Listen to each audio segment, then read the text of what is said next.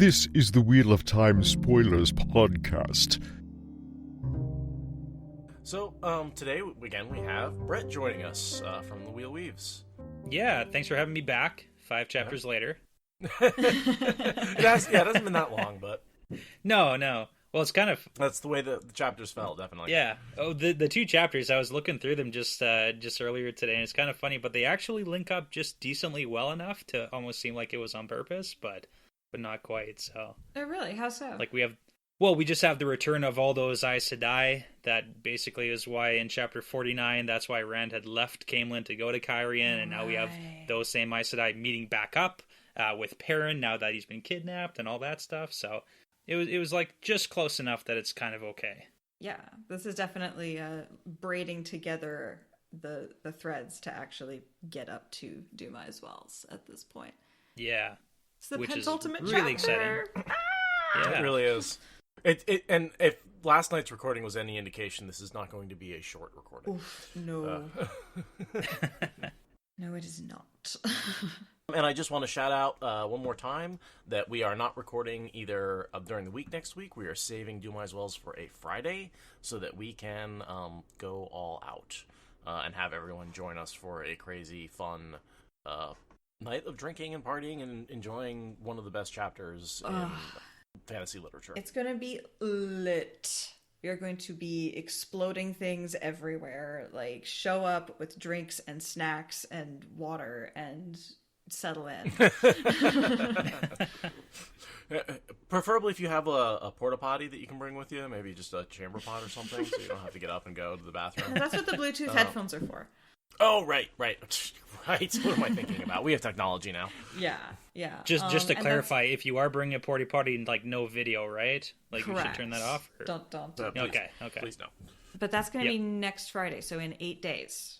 Dumai's Wells is going down, and we're going to have the other Seth, and that's going to be really confusing. It's going to be great. Remember, he's Seth. Yeah. Or you call him Stormblessed. That works too. I'm just going to call him Typhoid Seth, because, you could never live that down. He was so sick at JordanCon. No, it's SpoilerCon. SpoilerCon. Yeah, it was just like he was fading the whole time. But despite coming down completely sick, he managed to outbid everybody and snag the guest spot for Dumai's Wells. So we are very excited to have the long-awaited Ultimate Chapter take literally all freaking afternoon and evening to get through. And Brett, you said you guys just got through Ruidian in your podcast in the yeah. Oh. We just recorded that one, so we did both chapters. I wanted to know what sort of revelations came out of that. What did she pick up and what did she miss? Like, what is Dany?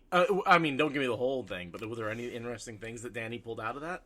So I mean, it's kind of funny, but sometimes the chapters that are the most content heavy are sometimes a little bit tougher to pull a lot out of besides just the content, right? Because with those flashback scenes, it's literally just for a first-time reader, you're just learning about the Aiel, and oh man, like the biggest shocker, like I think we talked about this, I had a fair amount of whiskey, so it's not all perfectly clear, and there was like three hours or something, so, but the shocker of just like, Robert Jordan did such a good job of leading all of us on for like 4 books, with the whole Tinkers and the Aiel, and then just mic dropping us and being like, yo, they're the same people, basically. So it's that was like the biggest shocker, obviously. But yeah, it was no, I mean that was the biggest shocker, obviously, with everything. But it's just those chapters are so well written. Like it's incredible how well he ties everything together, and like you can't possibly pick up on that until you actually see how it happens. That's one of the other most quintessential pieces of writing in this entire series, is that those 2 chapters. Like, I don't know anybody who ever saw that actually, like, saw it coming ahead of time. Like, that was just... No, because there was nothing like it out there. And it is the step into the bigger world. You go from the Rand's hero journey into what I consider the Wheel of Time. Mm-hmm. And then you get the whole Lanfear reveal, so she picked up on that, because, I mean, she goes through with a fine-tooth comb, right? So... Right. And then like she reads it like 3 times and takes notes, and then we talk, and then she edits it. So the amount of stuff she picks up is sometimes really incredible. What gave Lanfear away?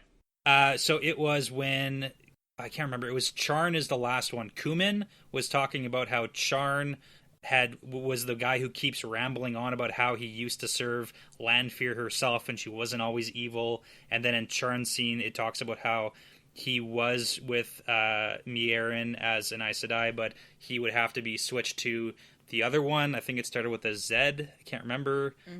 Because he finally accepted the marriage proposal from his wife, who'd been asking. And then she was like, I figured it was either one or the other, but since he probably didn't have time to serve the new one. Yeah, Z is how we say it in Canada. But then, yeah, so she pieced it together like Mierin must be the right one. So, I mean, yeah, it's all right there when you look through it that hard. Yeah, that's a really intense look for a first-time read. Like, nobody reads that intensely except for podcasters. Yeah, right? I mean, like when we all read the books for the first time, you didn't go back and necessarily reread everything a bunch of times. You just kept reading through, right? So, Right. Of course... Oh, that'll make sense Of course later. you don't. Yeah, exactly. Like, whenever you read the whole thing, it'll all come together. It'll be fine. But, Yeah. I'm not sure she's going to have the same reread experience that most people do, simply because I think she's going to catch so many of those things. Yeah. Well, I mean, there will be, like, knowing how things end up will make a difference, but, like, for so many of us, like, we miss a lot of that on the first read and catch it later, and that's where a lot of the amazement comes from. Everyone's got their own unique journey through the Wheel of Time. Well, like in 5 years, once we're done, then she's just going to listen to your guys' podcast and be good to go, so. Yeah, well, you got to finish up soon enough that I can have her on, right? Well, this We're trying to catch up will to go you. for more than 5 years, so 5 more years, so it'll work. Yeah. It'll work, yeah. Yeah. I think we paced it out last time. It's like in about 5 years we should be caught up to you because we're 2 books behind right now, but we're gaining on you like 2 chapters per month or something, so. In exactly the same way that is Perrin gaining about 10 miles a day on the ice. God. Nice. Hey, good segue. Good segue into the chapter. Chapter 54, The Sending, and our symbol is the wolf. Oh, this is a heavy, grim. It's not heavy, it's grim. It's so grim. With the sun just a thin glowing slice on the horizon, the second day of the Feast of Lights saw the streets of Cairhien already filled with revelers. Indeed, they had never really emptied through the night. There was a frenzied air to the celebration, and few gave more than a glance to the curly-bearded man with the grim face and the axe on his hip, riding a tall bay down the arrow-straight streets toward the river. Some did look at his companions. An Aiel Min was a common enough sight now, though they had abandoned the streets when the celebrations began. But it was not every day that you saw an Ogier taller than the man on horseback, especially one carrying an axe propped across one shoulder, with a haft nearly as long as he was tall. The Ogier made the bearded man look jolly. The ships on the Alguenya had all their lanterns lit, including the seafolk ship that occasioned so much rumor, for being in Cairhien at all, for remaining at anchor so long with barely any contact with the shore. By the rumors Perrin had heard, the seafolk disapproved of the carrying on in the city even more than the Aiel did, and he had thought Gaul would die from shock at all the men and women kissing. Whether or not the women wore a blouse did not appear to bother Gaul nearly as much as the fact that they were kissing where they could be seen. That was indecent. That was indecent. That was indecent. Aiel pearl clutching. Wonderful cross-cultural comparison about norms. And PDA. Yeah. Yeah. I mean, leading back to Perrin's just general confusion about everybody else who's not him, so... Fair. But I can smell their emotions. That only makes me more confused. Well, it is a funny thing with him, right? Like, he just doesn't really... For as much time as Perrin spends with Gaul, I feel like he never really gets all the way there with understanding the Aiel culture. He comes close, but... He sees Gaul in isolation, and Yeah. that makes it hard to really... You know, there's so much that goes on with the social interaction that, of course, Gaul isn't going to be able to convey because he's not really around other Aiel. Yeah, I was going to say, he understands Gaul. He doesn't understand Aiel. And he sure doesn't understand women. Certainly not women Aiel. Well, I mean, Gaul's not the best one to help him understand women either, because Gaul's got his own issues. Uh-huh. Yeah, for sure. Which is, in a lot of ways, why they get along so well. Yeah. They're like, women. Yeah, they have a really good bromance that definitely hinges around many things, including frustration with women. Though in Gaul's case, it has as much to do with being chased down to be a clan chief as his pursuit of maidens that don't want to marry him, I think. And yeah, I mean, Rand and Matt definitely could help if only they were around, because they understand women so much better. But yeah, Gaul is remarkably a non-toxic version of all that masculinity, even though Perrin likes him, and Perrin is just like, Perrin's great, but he's very determined. So, and then we get the scene of Perrin trying to cross the Alguenia. And my question was, not question, but I guess this sort of feels like a mirror of crossing the Terran Ferry. Like, trying to get the guy who's distracted, waking him up in the middle of the night, tossing, gold to distract them. Mm-hmm. Yeah, Hightower. Yeah, Hightower, totally. But minus the ferry destruction. Yeah, minus that, so. And one of the points Perrin asks later is he wonders how Ruark gets the Aiel across the river. I was also wondering that. I have no idea. Because we know they've crossed other rivers just by, making quote-unquote rafts out of logs. But there's no bridge. They didn't take the ferry. How are they getting across? Any idea? Well, this isn't a ferry. This is some random boat that Perrin hired. I'm assuming the Aiel did the same thing, but I don't It's know. a lot of Aiel for Yeah. 6,000 Aiel crossing the river? Yeah, On boats? Yeah, that does seem like a lot. Maybe they just ran really fast. Wise ones? Maybe channeling? Platforms That's of the only other air, like Platforms of right air? across the surface of the river. I could see that. Or they could just tough it out too, right? Like everybody strap a log onto your back and Where are you gonna get the individually logs go.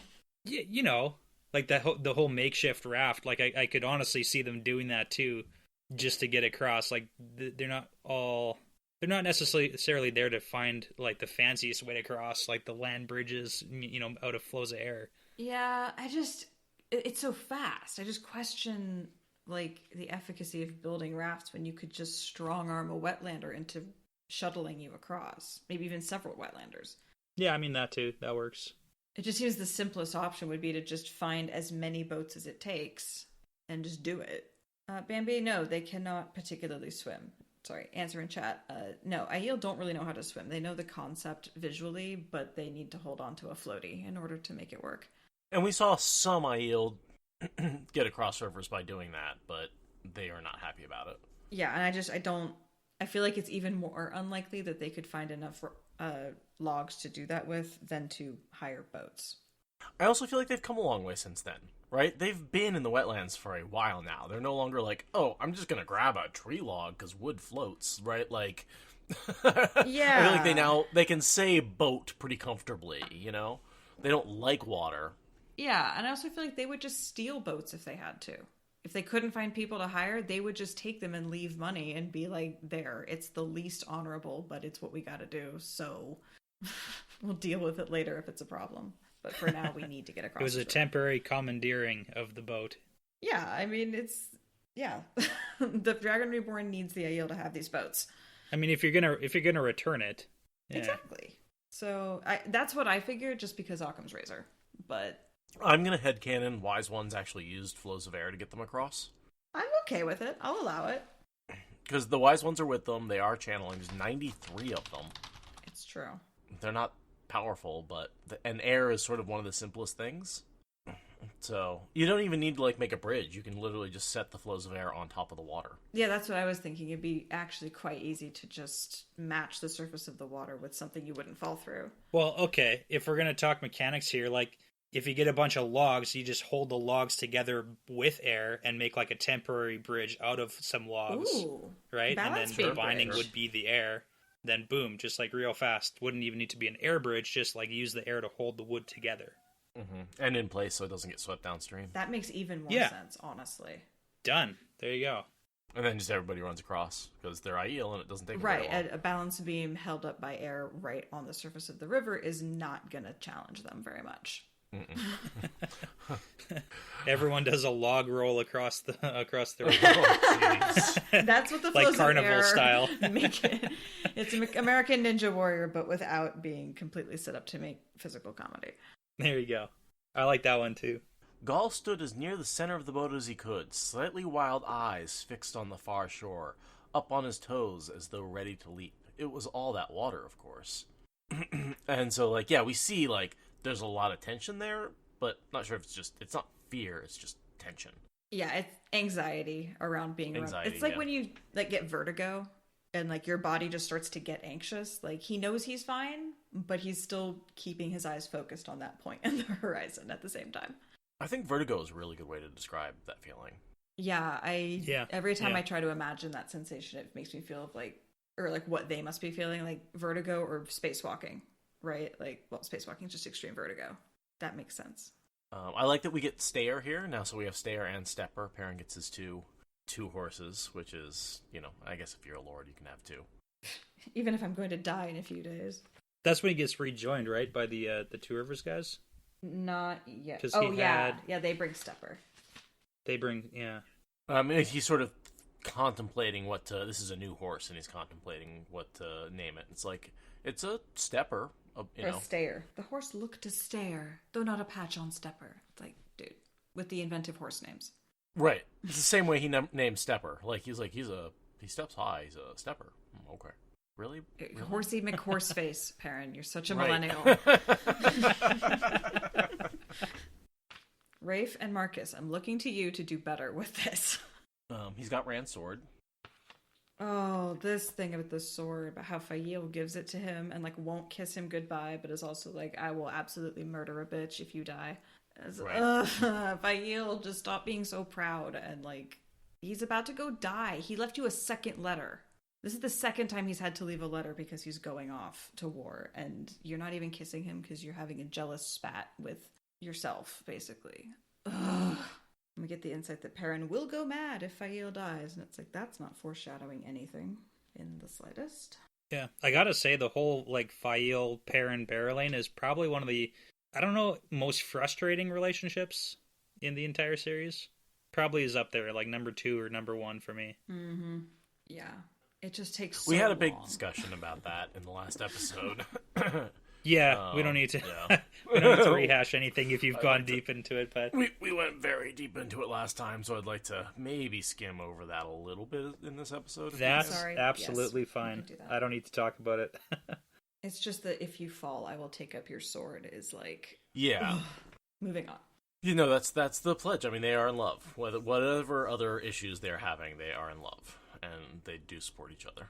And there's the fun thing with her and Ruark, where Perrin sees their relationship very clear, I think. Indulgent father and nearly grown daughter. That's how all the Aiel treat Berylane. Well, all the Ruark and all the wise ones. That's not all the Aiel, but all the Aiel that matter for this purpose. You know, what's in this chapter is a lot of flashes, and the next, and the next, and the next, and the next. There's a lot of, like, it doesn't necessarily tie together in a particularly smooth way, because it's like all of these scenes from Perrin's point of view. And covering 10 days, which is unusual amount of time for a chapter to cover. Right. That's kind of how RJ, like, writes the long passage of time, though, is that he doesn't do a linear thing for usually if he's covering that many days. He will do the back and forth to, like, break it up, I guess. And there's a lot of planning and anxiety and forethought and past thought that's going on for Perrin, so it makes sense that the timeline is a little bit, like, in and out. Right. You're also, but we're catching up, right? Mm-hmm. This is setting up everything, so. And yeah, Bambi in chat is confirming that this is good and deliberate storytelling devices, which Bambi would know because Bambi is all about the warpy timeline chapters. Definitely. Those are her favorites. Yeah, I was going to say, one of the things that's pretty noticeable about this chapter is, like, not only the timeline, but also it's like this really slow burn for the entire group of people. Like, they know that they're slowly catching up. And at the end of this, like, 10-day march, there's going to be some sort of shit going down. Like, everybody knows it. And that's kind of why you have those conversations with, like, Perrin and Loyal, where they're talking about, oh, what's it like to be married? You know, oh, you know, I don't want to get married yet, but what if? It's like almost reminiscing on your life before you know that you might possibly die at the end of this journey. Yeah, that's intense. Just a lot of flashes of things. So, like, Loyal has a really cool axe that he picked up in the palace, which I really like. Oh, yeah. Ornately carved head, like the head of a huge wood axe. Do you think he keeps it for, like, the rest of the series? That particular axe? I honestly don't think so, because I don't think he carries the axe with him, because he picks up weapons at various points in time. Oh, yeah, you're right. From various places. Yeah, he doesn't really get like the emotional attachment to any of the weapons. Yeah, you're right. It's a very un-Ogier thing to do. They're just tools. And remember, they actually fight with, what is it? Shears, and the women fight with, like... Yeah, pruning shears. They're like pruning shears. shears. Like, prune the Trollocs of their limbs. So nasty. Well, and pruning shear for a Trolloc is probably like twice as long as a sword for anybody else. Right. No, I think, it's long-handled axes and pruning shears is the how you turn garden tools into weapons of war. Right, because you put a long handle on your just normal wood axe. They don't have war axes. They use wood axes that are just gigantic. Yeah, we've got just the little cultural world building about how there's the melting the melting of social boundaries. Wow, I'm gonna die really quick. Don't mind me. Yeah. Are you doing okay? Mm-hmm. Okay. But the cultural world building of how the Tyrans responded to the Kyrianen loosening all of their social boundaries. Yes. The Tyran men took one look and dove in. The Tyran women took one look and posted guards at their doors. Do you think that one lanky fellow did get a Tyran woman? Do you think there was one? Oh, yeah. I'm so not into the nationalistic typecasting. Yeah. Like, no, there was definitely a few Tyran noblemen that were terrified and a few Tyran noblewomen that snuck out the back and got super into that Mardi Gras energy. But yeah, the Aiel, the Sea Folk, they are just no. The Tyrans are no. The Kyrianen are like, this is the one day of the year we don't have opinions. And Perrin's like, this is really, really annoying to try to get through right now. Inconvenient. Yeah. He's like, I have need. Something's pulling on me. I gotta go. And he's just dumping out handfuls of gold just to get a fucking boat in the middle of this goddamn party. Because when people are partying, it's like, you better pay me well, because this is when I was supposed to have fun, and this is the whole point of making money, is so I can go have fun. Yeah, also don't boat drunk. That's generally not recommended, even though that's what happens here. Right. That's good advice, yeah, but especially power boats. Oof, those suckers. Yeah, seriously. That's like driving a car. Mm-hmm. Yeah. But with more drowning options. Right. We get introduction to Haven Norell. We've seen him before, but yeah. Yeah, he was part of Barillon's retinue, but really didn't have any lines. So here's really where he gets introduced as a character. Yeah. And he goes on to become the Lord Captain of the Wing Guards. So he sort of rises up through the ranks to become Barillan's basically number 2 in terms of in charge of the army. We see him because she has him posted to come get Rand one time. Mm-hmm. Okay. It's Javian and some Aiel. I forget who. Urian probably. And they both go off to get their respective leaders and be like, Rand's here. And that's he's just a tiny little bit character there. And then he's here okay, he's important to Barillan because he's the one leading her contingent for this. But yeah, he becomes a much, much bigger character in 4 books. And in a lot of ways, this chapter, you talk about the contingent of Mayaner soldiers. You also have all these other contingents coming together, and this is very much foreshadowing Perrin's last battle role. Oh, yeah. Which is bringing together all these different disparate armies with all these different opinions and forging them into one force with one goal. Yeah, that's a very good point. Yeah, and the Mayaners are a really big part of that because they don't have any particular quarrels with anybody. So they're the first neutral Switzerland party within this tapestry that he gets going. But yeah, this is very much the dress rehearsal for what he creates for the last battle. You guys have a really good point, just because if you look at the other Tavir and for the boys, you've got Matt who brings people together, but they all they ride under Matt's flag, right? He's got his band. And then you got Rand who, you could call different factions what you want, the Spears of the Dragon, you got the Maidens, but they're all separate factions. But then Perrin's crew is everybody follows Perrin, but under their own flag. Yeah. So he ties the groups together, but they're still individual groups. The coalition rather than one army. Oh, I hadn't thought of that. Like, I feel like people drop their flags to follow Matt, and they drop their flags to follow Rand. But for Perrin, it's like, yeah, we're still Mayanners, we're still like Terran, we're still Kyrian, and we see that with Perrin's entire like plot line, especially when he's collecting groups of people. They still have their own unique identity and follow Perrin. I mean, Perrin takes metal and forges it together, and he does that with people as well. He takes two pieces and makes them one. And he hates it. Not the forging metal. The people, yeah. Yeah. He gets over He's that like a the little bit, eventually. Yeah, the introvert who's like forced into a role of being extroverted. It's just the worst. Totally. It is the worst. And so, a mile into the forest, they're joined by 200 Mayanner guards, 500 armsmen of House Taberwin. So led by Dobrain. Dobrain Taberwin. Led by Dobrain, yeah. And then they've got the Mayanners. So, 700 people join them? Mm-hmm. And how many Mayanners are there? 200? 200, yeah. No, there's 200 Mayanner winged guards and 500 armsmen of House Taberwin. So that's 700 people. And then they're joined by however many of the Aiel. There's a paragraph farther ahead 6,000, that counts it up. Yeah. Yeah, there's 5 or 6, I think. Yeah, 6,000 Aiel, 500 of Dobrain's armsmen, and 200 winged guards. Against 6 Aes Sedai, their warders, and some 500 guards. That should be enough, right? Yeah. Oh, totally. Well, I mean, if that was what's actually there, then... And then there's also 94 wise ones.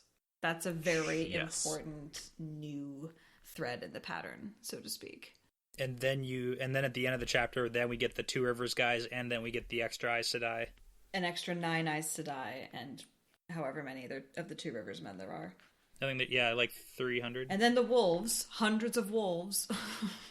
And then from the other side, you end up with the Shido as well. Right, which Perrin was not counting on one way or the other. The Shido were a complete wild card he was not expecting. He wasn't expecting to fight them or... Yeah, and then, I mean, the miscounting of the Aes Sedai. Where wars go from small battles fought by trained troops to just, okay, everybody grab a spear, we're fighting. And the numbers get so much bigger. Yeah, got nothing to lose so much now. Bigger. The world is ending, so... And then the next thing I have is the return of Sulin as a proper Aiel.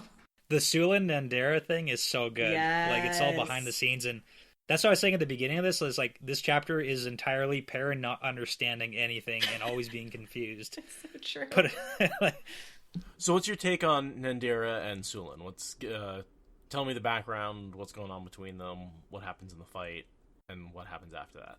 Oh man, what, you want me to summarize? Yeah, you. Yeah, you. He knows what I think.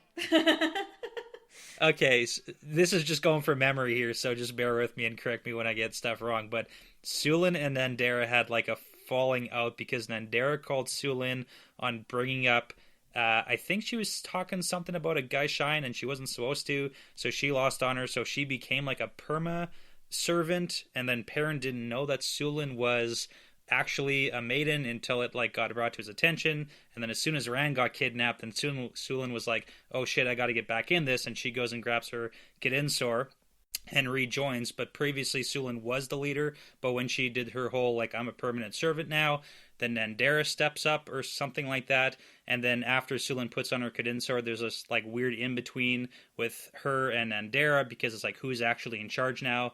And then I'm pretty sure they have the fist fight right now, and then Sulin wins, but then she bows her head to Nandera, who then leads, but everything's good in the hood after that. Exactly. Did I get that more or Pretty less much right? Spot on, yeah. Yep. Okay. I think, yeah, you missed the thing is she did finger talk to Gaishain, who were former maidens. That was the thing that initially shamed her. Yeah. That's what the thing, yeah. Yeah, but that was, other than that, yeah. And yeah, she wasn't gonna be a perma servant. She was always gonna end it someday. But yeah. Okay, yeah. Everyone was like really fed up with it though, right? Yes. Like it was a whole thing. She was way too prideful about it. So why, even though it looks like Sulin wins this fight, does she then bow to Nandera? That's a good question. I mean, one theory would be that it's kind of like I don't know if I want to say that now. I was going to say, like, could it be like a pride thing where she wants to show that she is still strong and committed and, you know, she can put down in a fight, and then when she wins, it's like, okay, you can lead? No. But I don't know. No. That's a tough call. This is a G-Ito thing.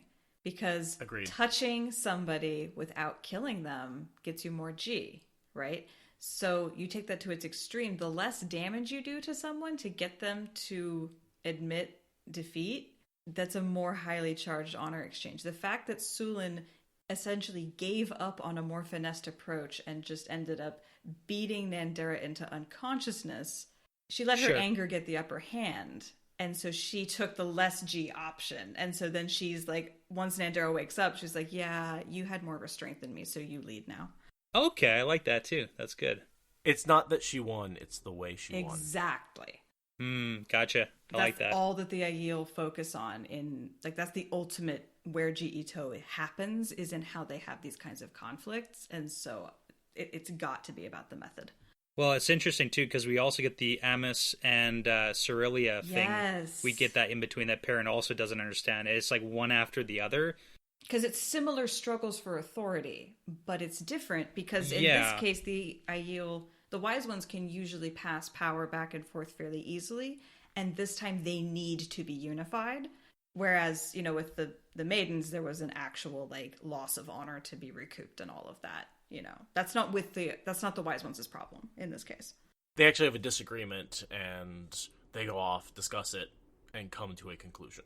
Right. Instead of playing office politics or anything like that, they're like, we need to go hash this out, the two of us, and present to you. Do we want to talk about that now, or do we want to save it till we get a little further? The Amos and Cerelia.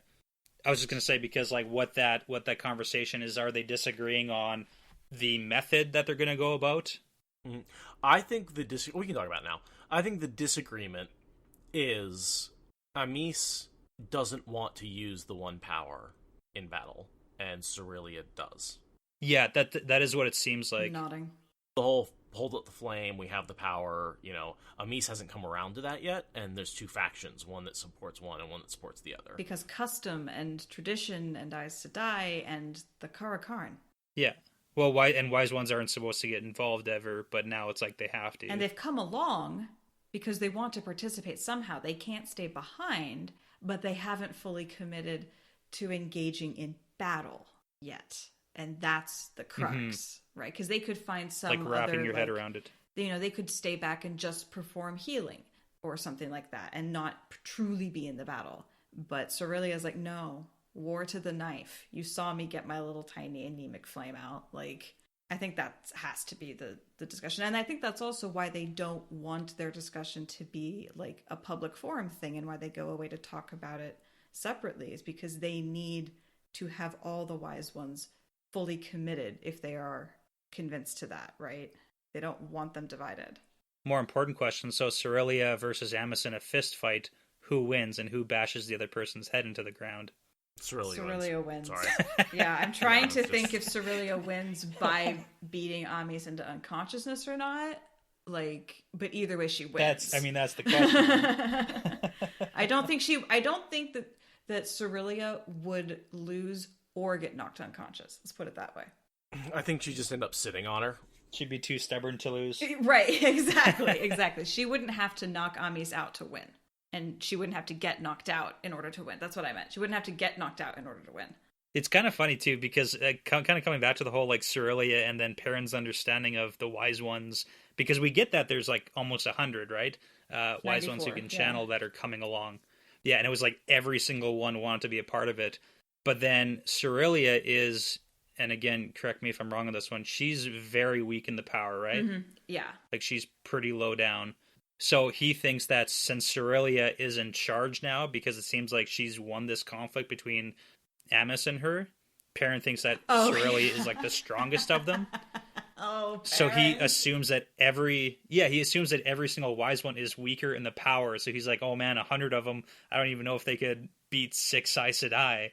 So it's just this huge misunderstanding that I wish they would talk about a little bit. Yeah, because he assumes that the wise ones rank themselves the same way that Aes Sedai do.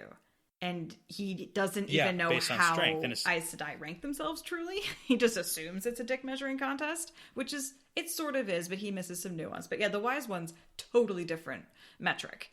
So it's, like you said, this is just Perrin misunderstanding people completely. That this is just what this is. Because many Aiel wise ones are of moderate strength compared to Aes Sedai. Not many are stronger for some reason. We never see a good explanation for that, but Cerelia is absurdly weak compared to both groups. Yeah. Megs, I don't know why the Aiel are less strong in channeling. I have a theory. The Aiel get all of their channelers, whereas the Aes Sedai only get the most powerful ones. And so, of course, that's the fair. average Aiel channel is going to be less powerful. But they also have a lot more across the population. That's fair. Kind of like how the Aes Sedai mostly get sparkers and neglect learners.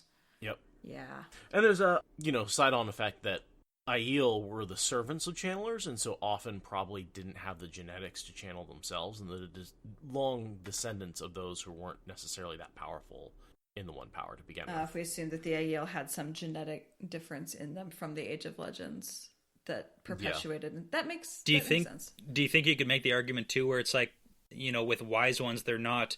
I mean, I know I said I aren't forbidden from having children, but it's like it doesn't really happen. So since wise ones can and do have children, I'm just thinking like for reproduction of like having the trait passed down. You know what I'm getting at? Mm-hmm. I didn't really think of this thought ahead of time at all, because I didn't think. Yeah, but right, that they might have more people who can channel, but less. Yeah, but it's like more diluted, so like over the generations it would be weaker overall. Yeah. Again, that's like a genetics thing, and I have no idea. So right, well, yeah, because I mean, it's not like they get a lot of new people bringing fresh channeling bloodlines into the waste. That's not a super common occurrence. Yeah. Shail being a notable exception. Yeah. Right, and that bloodline doesn't exactly stay in the Two Rivers. Well, I guess it does go back there with Avienda. You mean the waste? Yes. Yeah. Yeah, so I don't know. Everything about genetics in the Wheel of Time just sort of irks me in ways that I don't have good articulation on. But yeah, I could see that, just the fact that they catch everyone, and also they don't stretch their channelers in the same way, I don't think, as the White Tower. I think they build them up to a much healthier level at a much steadier pace. Well, it's not as important, right? It's not relative to their. Right. Like everything is for Aes Sedai's power structure is based on being strong, so of course you're going to push to be as strong as possible. But for wise ones, it doesn't matter if you can even channel at all. It doesn't influence your, where you are in the hierarchy. So it's just one skill among many. Yeah, I kind of think of it like weight training, right? Like if it doesn't matter how big your muscles are you really gonna, your promotion isn't dependent on, strength training. So. Yeah, and also, like, they would have lost a lot of knowledge of how to channel in the Breaking of the World, like, because they weren't connected to Aes Sedai in any meaningful way, so their ability to experiment and push themselves in the power would have been very truncated from a technical perspective. So, yeah, that non-focus on developing your channeling ability beyond what's natural and comfortable for you and able to be taught from the generation above you, yeah, I can see them not... Like, they're total badasses, but they just don't see the point in maxing out that particular skill when they could focus on other things. I don't think the Aiel would test, but I think that they have a general, like, awareness that's a lot higher than anybody else in Randland. Like, they're clearly connected by community, so, like, every single woman who could channel is gonna have a wise one who kind of, like, looks over them, right? Mm-hmm. Like, the maidens themselves are even such a tight-knit group, so... They wouldn't necessarily test, but I think they for sure would notice. Yeah, the Aiel are shocked that anyone in the wetlands dies from being a sparker. And they're like, that's barbaric, that you aren't able to find your channelers. And yeah, so it's like the community health, right? It's like, of course they're going to be aware. Yeah. Because they're a lot more. So you're saying the waste is Canada? They have universal health care? Well, and then everyone is like, oh my god, Canada must have super long waiting lines or something in the hospitals, but that's not true. So, no, it's kind of funny that it's, and everyone sees the Aiel as like savages, right? Yeah. And turns out that they have like, a way better approach turns to out not quite. Community. And they have whiskey, which makes them far more civilized. Yeah, oh, yes. If you ever look at it's the Wikipedia entry for the Irish for when they invented whiskey, and then there's like nothing for 500 years. It's like in the history of inventions in Ireland. I feel like I have seen this meme somewhere.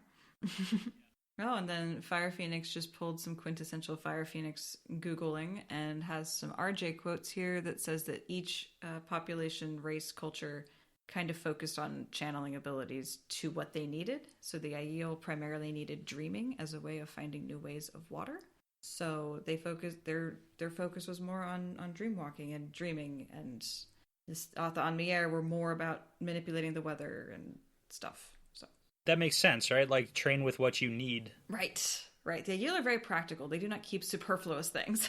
I mean, they love reading books. Obviously, they're not like, Spartan, but they're not gonna hold on to skills like manipulating the weather to sail ships when they don't have an ocean to get to. And so it makes sense a lot of the channelers who might not have the inborn spark just never become, they just go on to either stay maidens or, be craftsmen or whatever. I guess the Aiel don't get learners, do they? Not very many. I mean, they do. There are some who decide to become wise ones, right? Savannah is disappointed that she can't learn to channel. Okay, so they get learners who apply to be wise ones. Exactly. Huh, I never thought about that. I was just sort of like, they get everyone, but like, even amongst the regular population, you don't get a learner who doesn't ask for it. Yeah, I don't think so. You have to ask to get put in the novice book first. Like, if you don't walk up, then you're not going to get found. So... Right, and the only reason they hound Avienda is because she's a Sparker. Exactly. But also keep in mind, so when Avienda gets pulled by, like, Amos to become a wise one, she talks about how it's her obligation to her people to become a wise one, almost as if it's like, because of your ability, you have an obligation to be better than what you are right now, and you have to. Because that was Avienda's whole deal. She didn't want to be a wise one. She wanted to be a maiden for her entire life. But Amos laid down the hammer, and she's like, no, obligation to your people, you're going to go be a wise one. So I can see them thinking the same thing for anybody who has any degree of the one power spark. So right, but they're not necessarily going to make every maiden test to see if she's a learner in order to see if they can do that. They're only going to do that for sparkers. Yeah, true. Okay. But a learner who applies to be a wise one for whatever reason will inevitably get found and brought along. That's neat. You can be a wise one whether or not you can channel. Like, the White Tower has no organization like that. Even the Kin is exclusively channelers. And Mortars are exclusively non-channelers. Like, Wetlander channelers need a society that has them mixing with non-channelers properly. The entire thing about the one power is like a degree of classism. Like, you see that in the Age of Legends too, that Aes Sedai are put above everybody else, no matter what. I mean, that's another topic, but we see that right back through the Age of Legends. Once again, proving that the Aiel are the most civilized population in the entire series. Not arguing with that. Other than the constant raids and killing each other thing. I didn't say they were civilized. I just said they were the most civilized. So back to Perrin. He's making about 35 miles a day, which we learn means he's gaining about 10 miles a day. Which would mean the Aes Sedai are going about 25 miles a day. And he starts off about 100 miles behind. After a day of catching up, he's about 90 miles behind. And then we get about 10 days of chasing before he catches up. So it's pretty 100 miles, 10 days. The numbers work. They're actually very, very clean in terms of how fast he's catching up. Yeah, and that's what I was saying. It's like a really slow burn for this entire crew of everyone knowing they're going to try and save the Dragon Reborn, and they probably might die.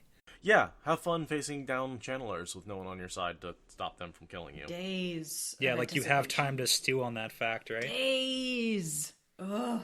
It's amazing they don't lose more people, but I guess it's, it's what happens when it's Rand that needs to be rescued. And everybody's pretty, I mean, they've got Perrin with them too, focused, right? He's the one gathering them all in and keeping them on track. And, his focus is really what's pushing everybody. Rand's Taviran is pulling and Perrin's Taviran is pushing. So everyone has no chance. Right. It's like at a waterfall, you get that backwards circle barrel of water that just if you fall into, you're basically going to drown because there's no escaping it. Oh, yeah. Vortex. The vortex of water or something, that's... Anyway, I was going to say, Rand's the waterfall and Perrin's the bottom or something like that. Yeah. Anyway, that analogy... Dumai Wells kills a lot of people, so it does all come together at the end. It all does, yeah, definitely does come together. It is a meat grinder, that's for sure. And wells have to do with water, so you almost brought it home. Almost. And yet, Really didn't. Really didn't. Next thing I have is all this stuff about wolves. I did too, yeah. And this is sort of... It tells us... It's an interesting thought, because it tells Perrin that almost everybody who gets yellow eyes goes nuts. Or at least he takes it that way. Mm-hmm. I mean, that's the entire issue with Perrin's entire character arc. Yeah. He only ever meets one person who hasn't had bad things happen when this happens. Well, how many people has Perrin met? He met... Well, okay, 2. Elias and then Noam? No, but yeah. but then this Gnome, this yeah, paragraph Gnome. here says he meets people who have met people like him, right? There's a only 1 degree of separation. Well, and that's the tough part about Perrin's like weird take on being the Wolf brother is that he sees Elias, who's like forest dude, right?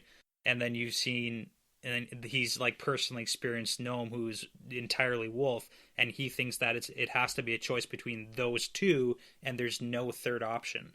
Like he can't see past it and be like, there might be a different option to take, and not just one of those 2 options. Think beyond the binary, Perrin. Right? Yeah, threesomes are great. Wait, Well, what? honestly, if they brought Berlin into the mix, it would probably be a good thing. I'm not arguing. I'm telling you, having both Fael and Berlin on his side would be great for Perrin. Right? Especially if they're working together. Oh my god, it would be such a power triad. And I said this before, Rand needs 3 women, Perrin needs 2, and Matt only needs 1. That would honestly make so much sense. I would be so down for that. Rafe! Rafe! And it would ease so much of the just annoyingness of Perrin's storyline if you just have that Berlin and Fael work their differences out way earlier. Mm-hmm. It's all you need. They don't need to be a threesome, but they, have Berlin be less of a this sort of annoying predator and more of just like a helpful presence. Yeah. Yeah, that's a good way to describe her. Yeah, not this ridiculous soap opera love triangle. More of a like, oh, here's a way that a third can be part of a successful power couple. And then, of course, when Gala comes along, she can detach and go off on her own way. Yeah. Exactly. And they can be like, wow, we are so happy for you. That was great. Moving Right. on. I gotta say, the part of the chapter that I literally laughed out loud at was when Loyal is talking with Perrin, and Loyal's like, what about Fael's jealousy? Are all wives like that? And then Perrin has to say, jealous? Fael's not jealous. She's perfect. It's just like, what reality are we living in here? It's like, Perrin, you know that Loyal can tell you're bullshitting, right? Right. Liar. Yeah, it's just so funny. I actually kind of wanted to read a good chunk of this, basically the entire conversation with the wolves. That I don't leads think there's up a to lot. descending. Yeah. I don't think there's anything to really say about it. It's very descriptive and beautiful, and I just wanted to read it. All right. Yeah. For a time, there was only the exchange of names and scents. Then he thought, I seek people who are ahead of me. Aes Sedai and men, with horses and wagons. That was not exactly what he thought, of course. Any more than 2 moons was just 2 moons. People were 2 legs, and horses hard-footed 4 legs. Aes Sedai were 2 legs, she's who touched the wind that moves the sun and call fire. Wolves did not like fire, and they were even more wary of Aes Sedai than other humans. They thought it amazing he could not tell an Aes Sedai. He had only learned they could by chance. They took the ability as much for granted as he took being able to pick out one white horse among a herd of black.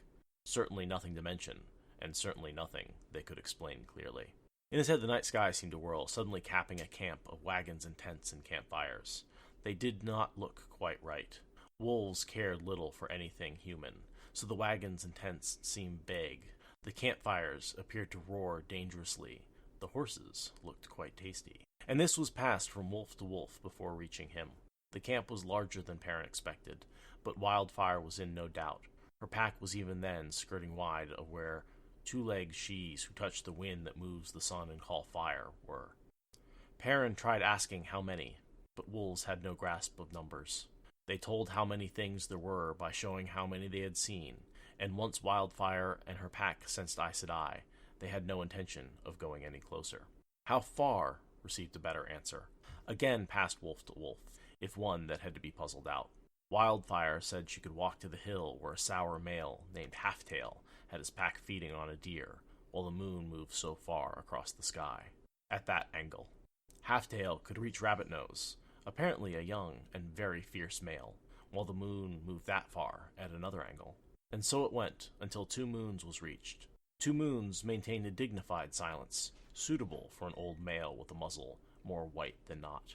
He and his pack were not much beyond a mile from Perrin, and it would have been insulting to think Perrin did not know exactly where they sat. Reasoning it out as best he could, Perrin came up with a figure of 60 or 70 miles. Tomorrow, he would be able to tell how fast he was closing in on them. They surely could not be moving as fast as he with wagons. Why? That was Halftail, passed along and scent marked. Perrin hesitated before answering. He had dreaded this. He felt about the wolves as he did about Two Rivers people. They have caged Shadow Killer, he thought at last. That was what the wolves called Rand, but he had no idea whether they considered Rand important. The shock filling his mind was answer enough, but howls filled the night, near and far, howls filled with anger and fear. In the camp, horses whined fearfully, stamping their hooves as they shed against the picket ropes. Men ran to calm them, and others to peer into the darkness, as if expecting a huge pack to come after the mounts. "We come," Halftail replied at last. Only that. And then the others answered, packs Perrin had spoken to, and packs that had listened silently to Two Legs, who could speak as the wolves did. "We come," no more. Man, they have caged Shadow Killer. We come. So ominous. So ominous. Yeah, no, I had to read that in. I wanted to. It's just such a good scene, that conversation and that build up with the wolves that leads to them being like, "We come." Yeah. The "we come" is like the most powerful thing from the wolves. It's so good every time it comes up. Every freaking time. It's just like that solidarity, and you know the wolves got your back. Yeah, they don't have to say anything. They don't need reasons. They just, They know. They don't need to be convinced. Though there are wolves that recriminate later that this is what comes of messing with Two Legs. All the wolves that hear this conversation go down drop everything just like the human soldiers that are in this army, and are like, I mean, it's Shadow Killer. What else is there in life? Mm-hmm. They all know his scent. Mm-hmm. They all share it. Well, that was back from like the Great Hunt, right? Right. Because he killed, what was it, Fade? And several Trollocs. That was when wasn't that when he like snuck out of with the Horn of Valir way back when? It's when him and Loyal steal the horn back on the way into Kyrian. And then he has to kill a bunch of Trollocs, and then they pass along the scent because Perrin's like, we gotta find Rand, and they call him Shadow Killer. But then I don't think that Perrin immediately figures out that Rand is Shadow Killer, and he only figures that out later on when they're like at the inn and they, yeah. Yeah, because he's following and he's using the wolves to track because I'm a sniffer. And yeah. He identifies that Shadow Killer is somebody who is the person who, or the force, who killed all the Trollocs that they found. But Ingtar is like, oh, that must be a creature of the shadow. That's got to be a worse shadow spawn. Right. And then, when they rejoin in the flickering light of the burning inn, Perrin is like, oh, Rand is Shadow Killer. That checks out. So the wolves have been hyping up Rand to every other wolf they can talk to for like a couple books. Right. And so the one thing about the wolves' memory is they have ancestral memory, and if the wheel turns, that means somewhere in their ancestry they remember a cycle where the dragon was reborn and saved the world, and so they have some idea of what his presence means. They go up to the mountain during Veins of Gold. Yeah, they're like Perrin. They're drawn to that moment. And they have enough of these memories to know that he is super important in the turning of the wheel. So it kind of makes sense that at that moment when they named him Shadow Killer, that's when they like connected Rand with the soul that they recognized. Is that kind of what you're getting at? Yes. Like they wouldn't have known who Rand was prior to that. He didn't have a wolf name. He never had any interactions, right? Like. It's not like the wolves knew who Rand was back in Emond's Field. Like, we never got anything about that. it only really became a thing when they identified him as Shadow Killer. Yeah, it was like when he was independent and on his own and away from the group, that's when the wolves identified him as who he was. And from then on, because when they came to defend Perrin before Rand takes off in Dragon Reborn, they're not coming for Rand, they're coming for Perrin. Right. But I do kind of think that the name Shadow Killer is a reference to that evening for whatever reason when he killed all the Shadow Spawn. I think it is just an identity reference to that instance. I don't think that it's because he's not supposed to kill the Dark One. You know, like that's not actually who he is. That's who he thinks he's got to be. But like, I think that the name is a very simple, like that's where this person was when we became aware of who they were. I also have to wonder if it's a bit circular, right? The Shadow Killer is the person who kills shadows, but also the person who kills the Dark One, you know? Yeah. I mean, with the way wolf names work, that would be very on brand. Right. So there's 4 days of hundreds of wolf packs coming to join the army and driving deer towards the party. It's a lot of wolves that can get gathered in 4 days. Isn't it 10 days? Well, it's 4 days between when Rand sends that, or when Perrin sends that message, and when the battle happens. The conversation happens on day 6. Oh, about Shadow Killer? Yeah. But he'd been tracking them the whole time. Well, I got that wrong. Right, because this is the end of the first night. Oh, he's 60 or damn it, 70 Robert. miles out. Yeah, he's jumping back and forth. But the conversation with the wolves does happen on the first night of travel, after the first day of travel. Okay. So I guess not maybe 9 days out from the battle. Yeah, you're right. Yep. Yeah. Robert. What is linear time anyway?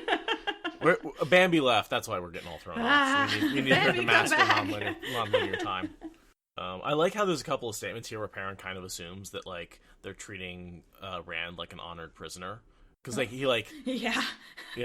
maybe they're letting him sleep on silk, but a prisoner is still a prisoner. And then later when he's like spying on the camp, he's like, well, I can't spot him. He must be in one of those nice shaded tents, just relaxing. And instead of in the box sitting out in the corner. Right. It's awful. Completely awful. It's so bad. Oh, man.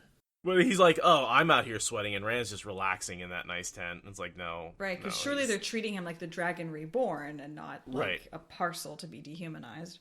Because, again, all the honor he deserves. Yeah. From Reds, yeah. Which is 0 from... That's the interpretation, right? So... I do like, though, that Loyal is able to puzzle out the fact that there have to be more eyes to die, logically, from his very bare bones knowledge. It's like, but logic would dictate that there's way more than 6. And the Aes Sedai back that up when they show up. Yes, They're like, they no do. way. Yeah. Like, yes, you are, in fact, completely and utterly outmatched. Congratulations. But I mean, I feel like they should have been able to figure that out too, even if Loyal didn't have all the background knowledge of all these like false dragons over the ages. Like, I feel like they should have thought, like, hey, maybe there's more than just like this bare bones crew that stole the Dragon Reborn. They also don't fully understand, you know, the power is very mysterious. And so, like, To yes, one who, Rand yeah. says he could, you know, defeat 3, but maybe they had a special trick and they took him, or, you know, like... It's just a lack it's of just one of knowledge. those things. Yeah, you're right. It's totally lack Yeah. of knowledge. Yeah. And that's why he turns to Loyal. Right. Yeah. Yeah, this adorable discussion about how scandalous it is to discuss Aerith's ears. Yes. And her ears. Well, forget that I mentioned that. I should not have spoken. No, you know I'm not coarse, Perrin. Okay, I'm pretty sure I read something Already? that an Ogier talking about ears is the same thing as like talking about breasts. Is that like... Yeah, that's what I assumed. That's true, right? Like, It's I certainly feel like how it seems to come across here. Yeah. I think that Just was an based RJ on this quote. conversation. Like, Yeah, I swear that was an it's RJ quote, and I don't adorable. remember where when I read that, but So I just imagine, and her tits. Oh, wow. Yeah, and the roundest. Oh, God, you know me. I'm not crude. I just got carried away. Yeah, no, totally.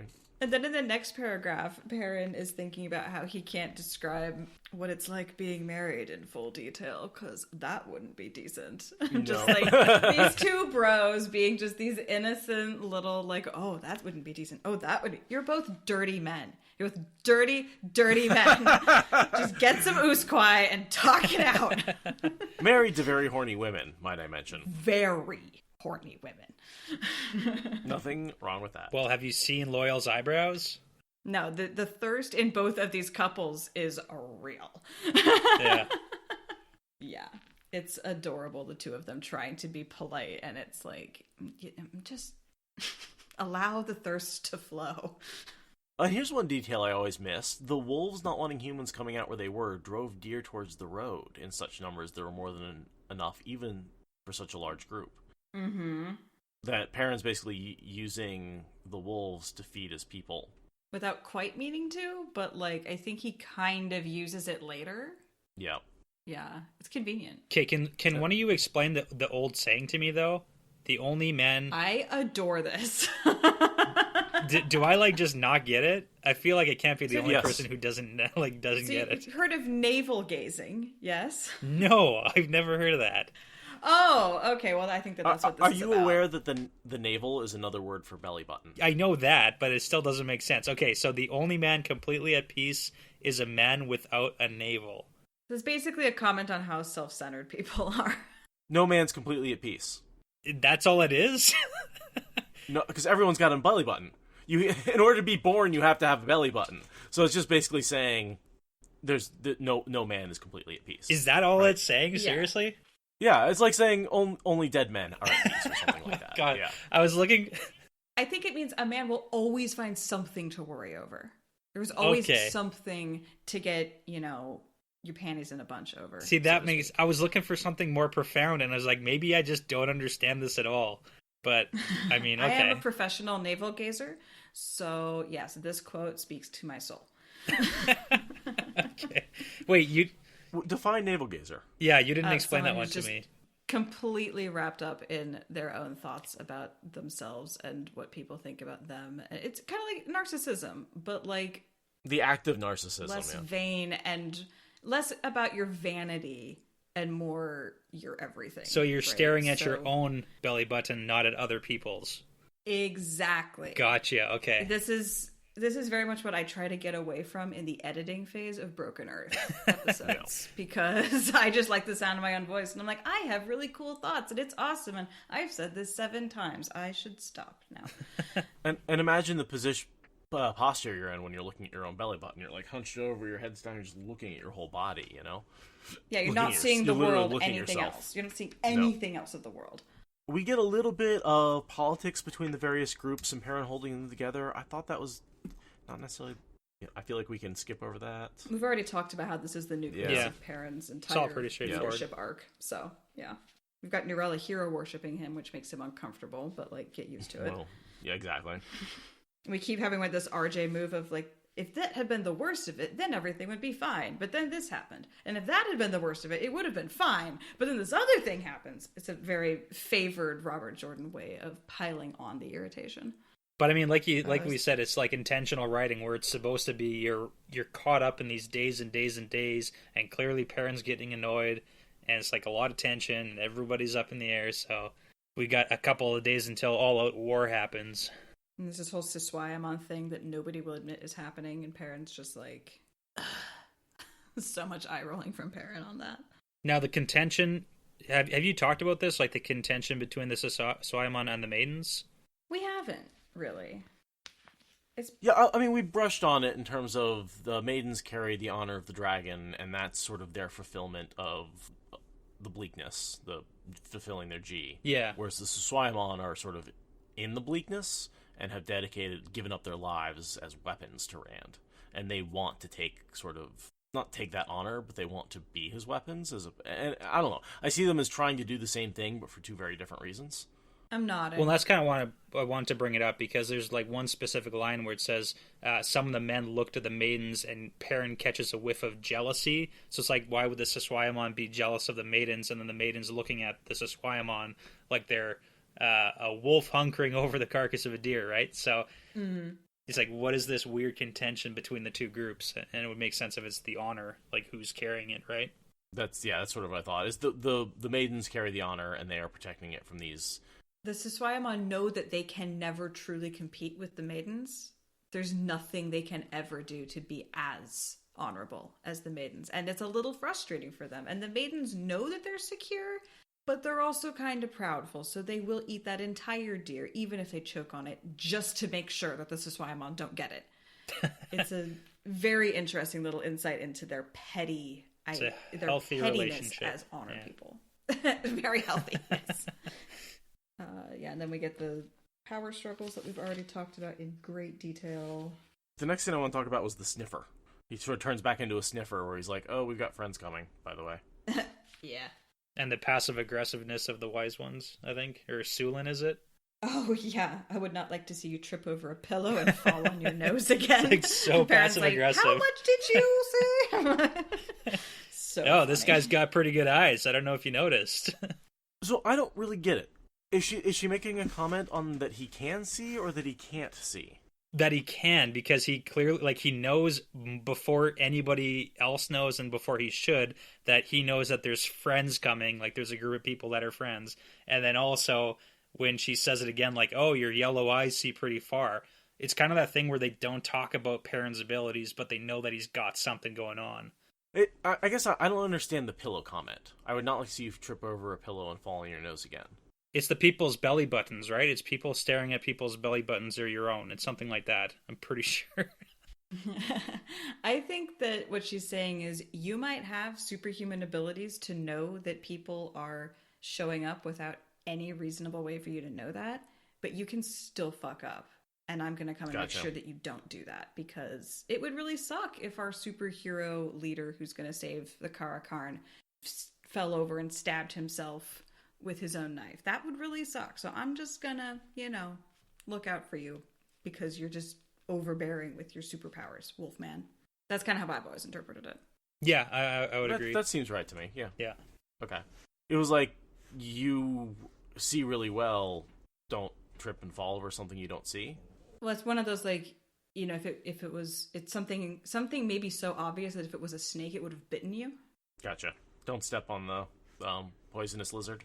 Yeah, because he's focused on the mysterious friends that are currently not at all apparent. What is he missing that's right in front of him? That's kind of, I think, where she's coming from as an Aiel bodyguard, essentially. And then, then there's the subtext of, like, how many other embarrassing moments did Perrin think were hidden behind closed doors that actually the leader of the maidens, well, the second in command of the maidens, can now skin him with? Yeah. Because you kind of relax around servants. You know? Forget they're there, they're just part of the furniture. Oh, crap, now you're leading armed forces. So in come the Two Rivers men, and those, we get honorable mention of Daniel, the fourth boy, who we was going to ride out with them, but now he's sort of the leader of the Two Rivers foot soldiers, right? Yeah. The not the longbowmen, because that's Tam and Abel's wheelhouse, but yeah, Daniel kind of leads everyone who's not good at archery. And we've got the Red Eagle of Manetheren, despite the fact that Perrin told them not to bring that banner out of the Two Rivers. They still did. He's given up on the wolf head. That's his banner now. Yeah, but the Red Eagle, he can keep that one. No, you can't, Perrin. But it is a declaration of rebellion, which is why he wants to keep it locked down. Yeah, but it's a really good bargaining chip later when he's talking with Elaine. Being able to give that up as something he didn't want in the first place is, like, a really boss move. And so, of course, the whole reason the force is here is because Alana is bonded to Rand and is using the warder bond to track him. Yeah, and says that he's in pain. Right. He's not jumping around of his own will. Whatever's happening, he needs my help. Right, and so she's gathered a force. Yeah, that was one of the notable things that, Perrin smells at honor, and that's, like, quite noticeable to him, and he doesn't, again, this is the whole Perrin doesn't understand anything that's going on. He's just observing everything. And Varen is pissed.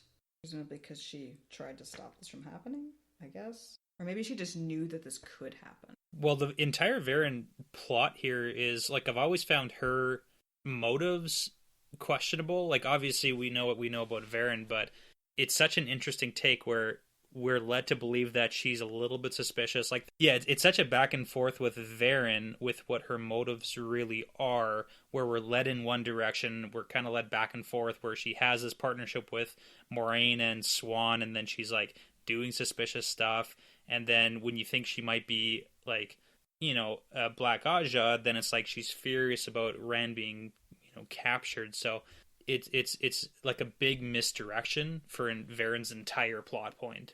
Yeah. If you were agreed. ever suspicious about her. What do you think she's mad about, though? Like, knowing what we know. This kind of goes back to what we saw with the Camelin, like, Aes Sedai. So the Saladar Aes Sedai. Varen has her hand... Like, Varen's not a person who likes to be necessarily in control, like the visible leader. She likes to be leading from behind the visible leader. And right now, it's her crew that's chasing the people who kidnap Rand. I feel like she would want to be the person in the crew that kidnap Rand, if anything. It's like she's not completely in control of what's going on. Like, I don't think this was part of her plan. Yeah, I always figured that she's angry because she probably knew that this plot was percolating somewhere and was unable to stop it from happening. And now she's, like, impotent because, like, what could she have done? But now Rand is captured and she knows the Black Aja is ultimately orchestrating this, not the White Tower. But she still wants to have her hands in the cookie jar. She just doesn't want to get caught with her hand in the cookie jar, right? Oh, for sure, for sure. But I think that being a double agent sucks because sometimes you can't blow your cover, right? So, I mean, this is one of those, like, weird instances where she legitimately is angry that this is happening because she's not...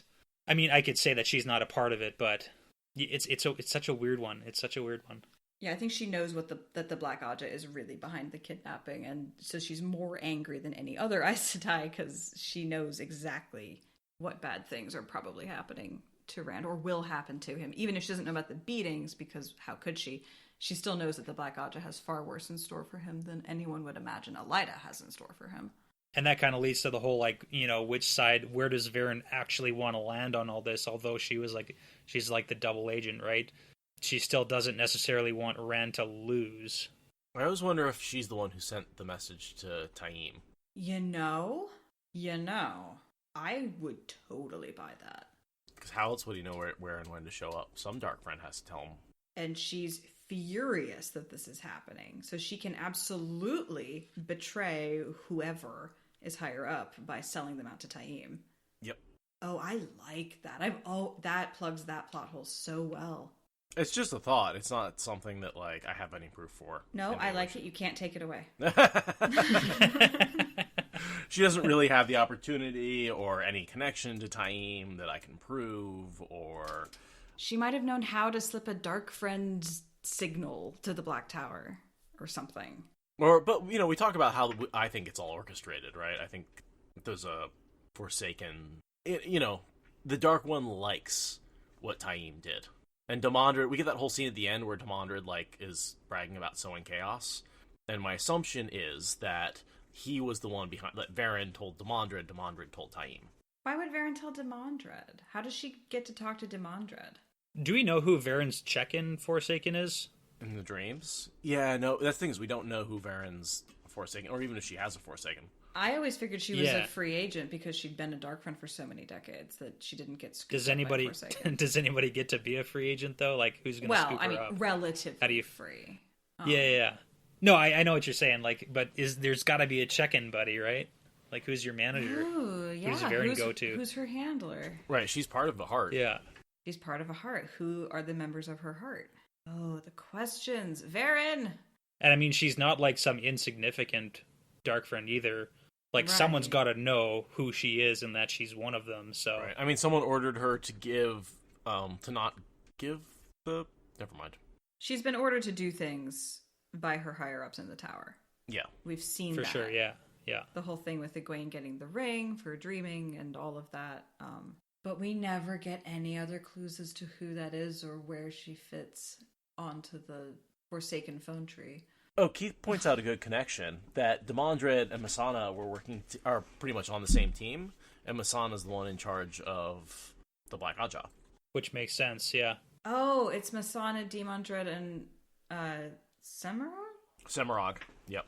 And if you refresh my memory, so the trio Forsaken there, what is their goal right now? Like, it's not to kill Rand right now, yeah? Let's Lord of Chaos to the roll. tower. Yeah. It's to get him to the tower. Masana is very proud of the fact that she's going to get him in hand really soon. So, I mean, that makes a lot of sense, because getting Rand into the box and then causing chaos, like, the entire purpose then is to break Rand, not to kill Rand. So, getting him into the box, torturing him for, a couple weeks, whatever, and then getting him out of the box is definitely, like, the goal was accomplished. Yeah, and getting him out of the box in the most traumatic possible way. Yeah, and he destroys the relationship with any Aes Sedai and basically kills it for the rest of the book series for the most part. Like, that is all from here. And has to witness rolling ring of earth and fire just out of the box. So yeah. Like, yeah, no, I agree. That makes more sense for why Demon Dread would have been the one to tip off Taim. Varen gets eliminated from that equation, though. That doesn't require Varen's participation at all. Well, Varen, Masana, I guess so, yeah. It's not necessarily. Yeah, because Masana already would have known and communicated to Demon Dread. So Varen is just a little bit in the dark on exactly how it all goes down. But she knows, I am positive that she anticipated this before it happened. That could be why she's angry, is because she is in the dark on it and she wants to be in the know, but she's clearly not part of it. Like, I could see that, like, pissing off Varen. Varen doesn't like not knowing. Yeah, this might be something she missed. Varen needs to know. Right, it means that she's missed something, and that is, as a Varen cosplayer, I can say that is an infuriating thing to have happen. So, like, implying that Varen didn't even know about the taking of him as a plan? No, I think she knew about it, but she missed something in thwarting it. Just something in the plan, okay. Or, like, why? I mean, she probably doesn't know that Masana and Demon Dread are buddy-buddy, right? Like, that's not something she could know. She might not even know that Masana's in the tower at this point. She might still be working on that. Maybe this is part of how she figures it out.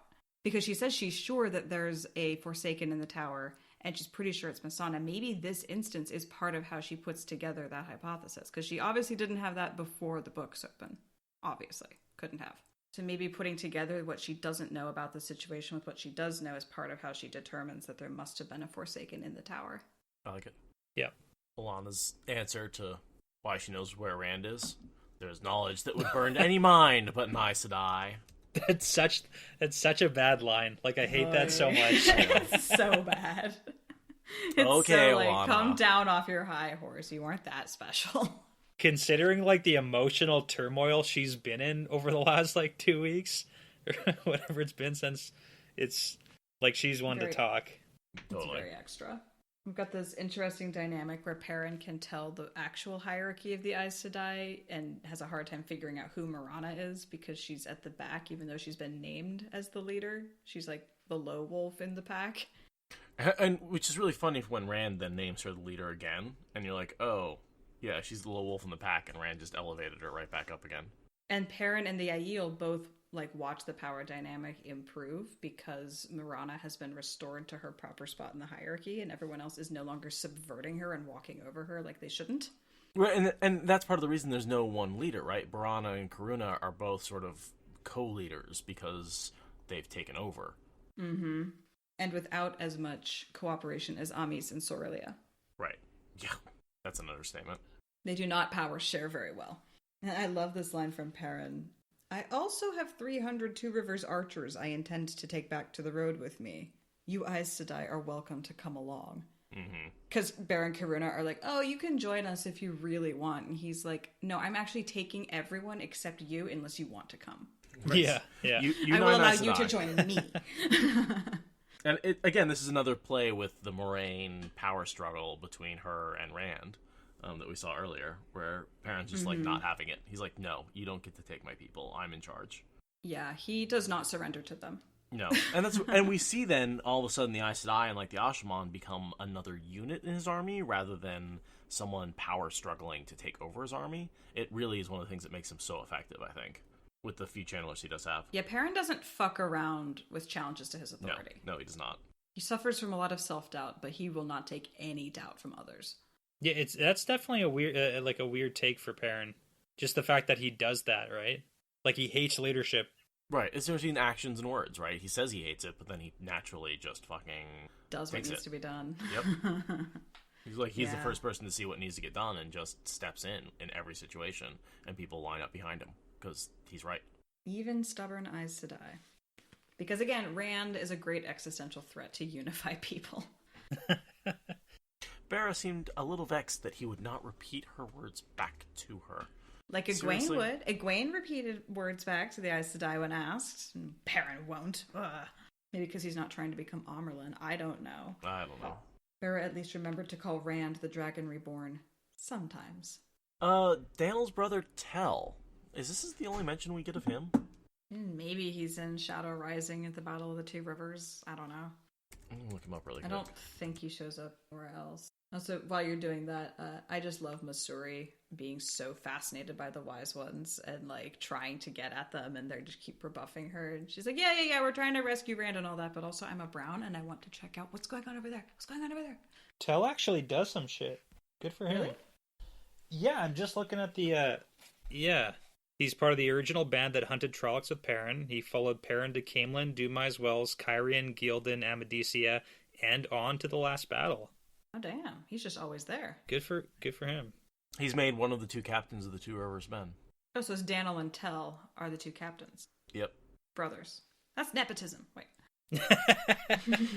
Well, that's cool. Does he survive the last battle? I think so, yeah. Good for him. Daniel's alive. Yep.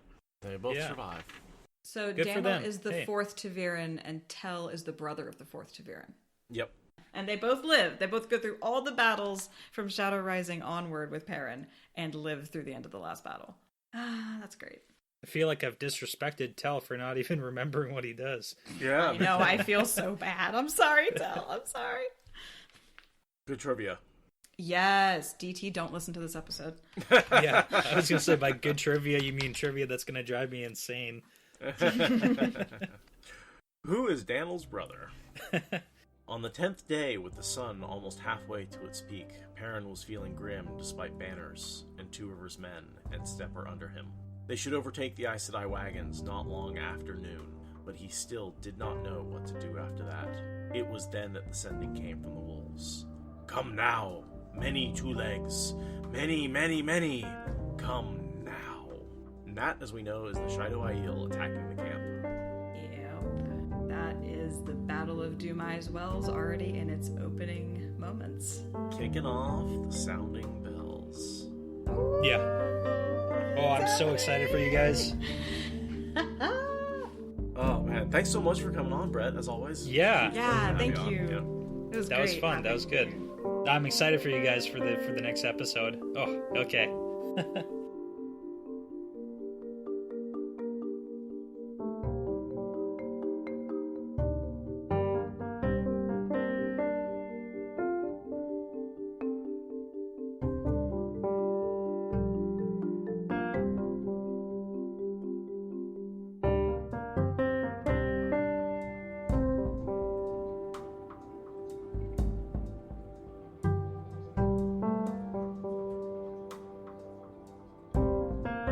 Snowing!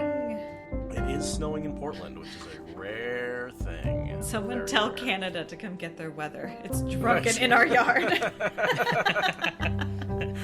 Well, I speak for Canada, and you guys can keep it. It's fine. So rude. No, This is I really out of insist. character. You keep it. It's fine. We don't need it down here. You know, we've got our ocean warming weather and our fog and our mist and our lack of sun. You guys can keep the snow. Yeah, well, Mom said that it's your turn to play with the snow, so it's your deal now. No. Why do I always get the knockoff toys, the used toys? Just let the snow be the goalie. He doesn't have to play with you guys. He can just be in net. Just give the snow the unplugged controller. He thinks he's helping.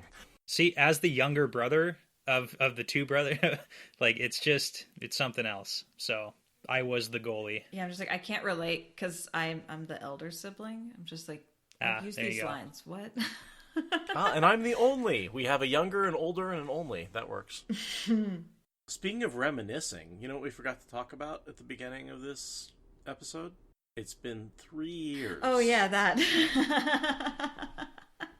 It's the 3-year anniversary since Aradia came on the podcast for the first time. Yeah, very first time. Hey, congratulations. Thank you. Episode 75, back in February 15th, 2018, it came out. So, Man. go back and listen to that. I listened to some of it today. I'm not going to play any of it here, but I did want to say, like, ooh, that's fun to go back and listen to a little bit. Oh my god, you went back and listened? That sounds so weird. I was just recording on my phone, man. Yeah, you sounded... It's funny that we all sound pretty much exactly the same. I mean, the quality is a little different, but, like, we talk in the same way and have the same opinions. Oh, I bet I giggle way less now. Probably. But I think I cut most of that out of those early episodes. That's fair. I don't have the original files. I do. But yeah, it's been a wild ride to go from I'm excited that I got to guest on a podcast one time to being a co-host of one, a host of another, and a guest on multiples. And there was the D&D podcast, and I'm thinking about maybe making a YouTube show. Like, that was a weird 3-year escalation of content creativity. Does it feel like it's been 3 years, or does it feel like it's been like forever, like a hot minute here? It's been forever, because that all started in the middle of being in college. So I was halfway through being at university when I discovered the podcast and everything. So time was warpy already. Yeah, and April 21st will be the 4-year anniversary of Watt Spoilers. So. Wow. That's exciting. We're going to have to do something for that. Usually we go to JordanCon, but... Yeah. We need good reminiscences. We're sticking on good reminiscences. Thank you for listening to the Wheel of Time Spoilers podcast. Rate us in the Apple Podcast app or support us on Patreon. Is that good enough?